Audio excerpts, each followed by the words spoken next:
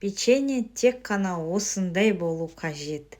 Аяз ата мен снежоктарды бірге жасайық. Балапандарыңызбен қосылып жасаған керемет болады. Сәлем достар. Жұмыртқаны сындырып, үстінен қант, ванилин, тұз қосып араластырамыз. Содан кейін сәл ерітілген сары майымызды құямыз. Жақсылап араластыратын боламыз.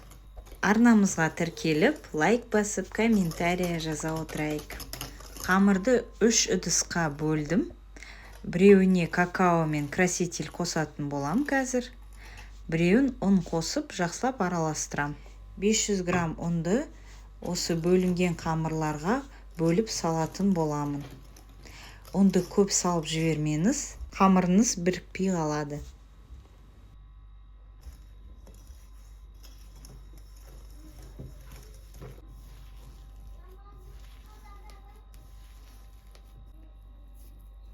Бір қамырымыз дайын, пакетикке салып, енді біреуіне қызыл краситель, екіншісіне какаоны қосамыз. Какаодан мен 2 шай қасық қостым.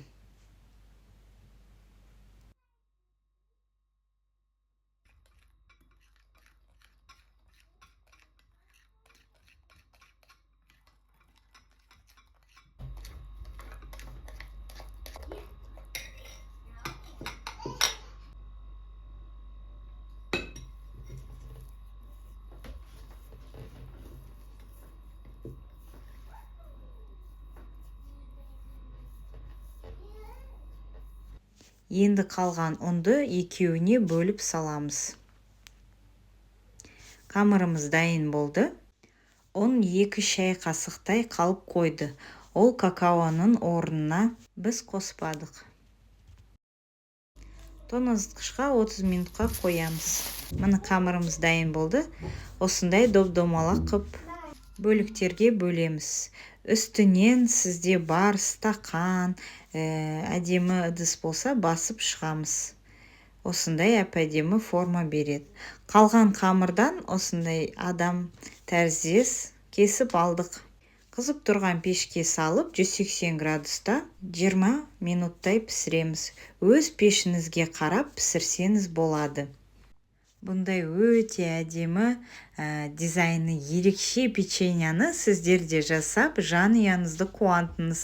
Ал үйдегі балапандарыңызға қатты ұнайтынына сенемін. Бірігіп жасаған печеньяның дәмі өте зор болады, әрі әдемі болады.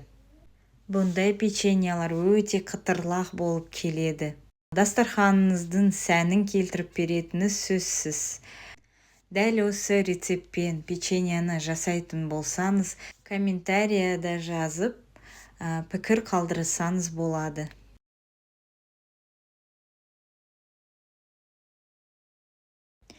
Біздің арнамызға тіркеліп қойыңыз. Жаңа дәмді тағамдарды өткізіп алмас үшін сіздермен бірге болған Алия. Дәстүрлі дастарханмен дастарханыңызды жайнатып жүріңіз.